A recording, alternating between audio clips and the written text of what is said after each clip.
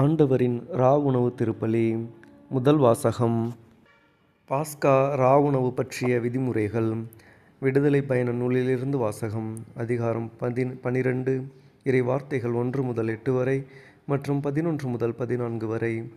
எகிப்து நாட்டில் ஆண்டவர் மோசேக்கும் ஆரோனுக்கும் பின்வருமாறு கூறினார்: உங்களுக்கு மாதங்களில் தலையாயது இம்மாதமே.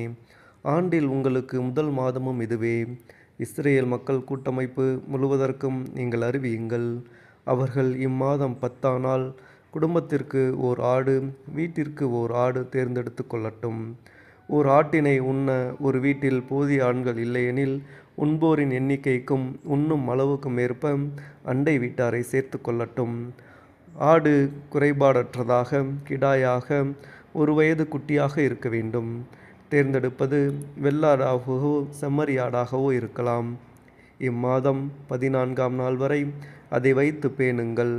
அந்நாள் மாலை மங்கும் வேளையில் இஸ்ரேல் மக்கள் கூட்டமைப்பின் அனைத்து சபையும் அதை வெட்ட வேண்டும். இரத்தத்தில் சிறிதளவு எடுத்து உண்ணும் வீடுகளின் 2 கதவு நிலைகளிலும் மேல் சட்டத்திலும் பூச வேண்டும். இறைச்சியை அந்த இரவிலேயே உண்ண வேண்டும். நெருப்பில் அதனை வாட்டி புளிப்பற்ற அப்பத்தோடும் கசப்பு கீரையோடும் உண்ண வேண்டும்.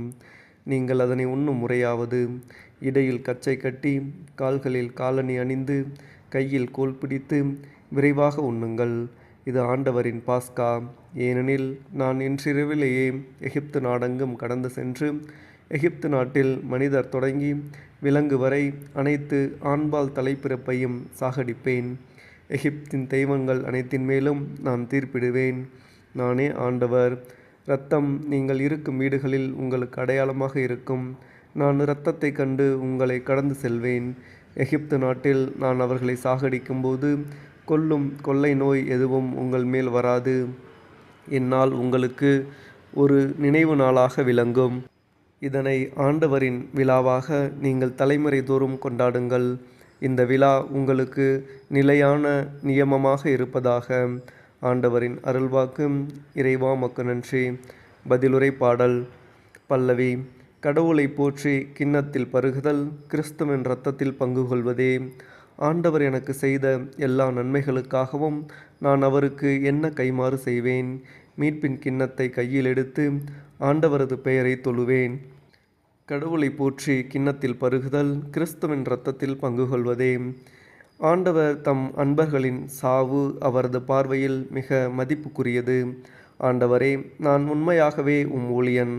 நான் உம் பணியாள், உம் அடியாளின் மகன். என் கட்டுகளை நீர் அவிழ்த்துவிட்டீர். பல்லவி. கடவுளை போற்றி கிண்ணத்தில் பருகுதல், கிறிஸ்துவின் இரத்தத்தில் பங்கு கொள்வதே. நான் உமக்கு நன்றி பலி செலுத்துவேன். ஆண்டவராகிய பெயரை தொழுவேன். இப்பொழுதே உம் மக்கள் அனைவர் முன்னிலையில் ஆண்டவரே, உமக்கு என் பொருத்தனைகளை நிறைவேற்றுவேன். பல்லவி. கடவுளை போற்றி கிண்ணத்தில் பருகுதல், கிறிஸ்துவின் இரத்தத்தில் பங்கு கொள்வதே. 2ஆம் வாசகம். அப்பத்தை உண்டு கிண்ணத்தில் பருகும்போதெல்லாம் ஆண்டவருடைய சாவை அறிவிக்கிறீர்கள். திருத்தூதர் பவுல் கொரிந்தியருக்கு எழுதிய முதல் திருமுகத்திலிருந்து வாசகம். அதிகாரம் 11, இறைவசனங்கள் 23 முதல் 26 வரை. சகோதர சகோதரிகளே, ஆண்டவரிடமிருந்து நான் எதை பெற்றுக்கொண்டேனோ அதையே உங்களிடம் ஒப்படைக்கிறேன்.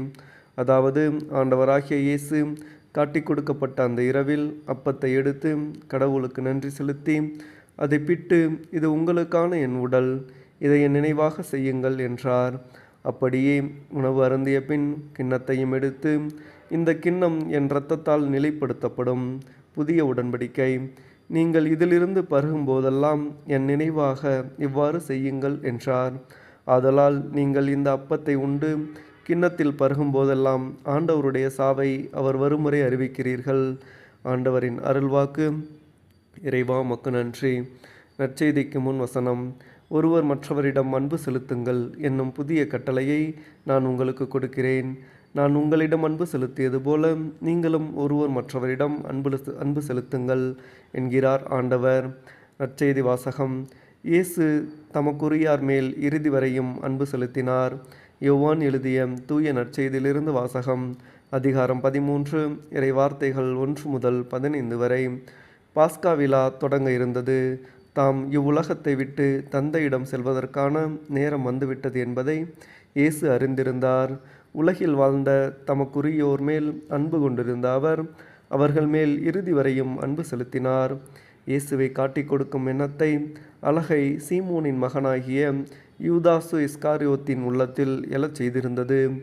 இரவு உணவு வேளையில் தந்தை அனைத்தையும் தம் கையில் ஒப்படைத்துள்ளார் என்பதையும், தாம் கடவுளிடமிருந்து வந்தது போல் அவரிடமே திரும்ப செல்ல வேண்டும் என்பதையும் அறிந்தவராய் இயேசு பந்தியிலிருந்து எழுந்து தம் மேலுடையை கலற்றி வைத்துவிட்டு ஒரு துண்டை எடுத்து இடுப்பில் கட்டி கொண்டார். பின்னர் ஒரு குவளையில் தண்ணீர் எடுத்து சீடர்களுடைய காலடிகளை கழுவி இடுப்பில் கட்டியிருந்த துண்டால் துடைக்கத் தொடங்கினார்.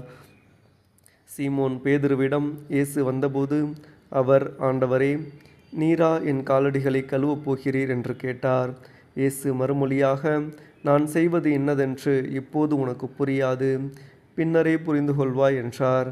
பேதுரு அவரிடம், நீர் என் காலடிகளை கழுவ விடவே மாட்டேன் என்றார்.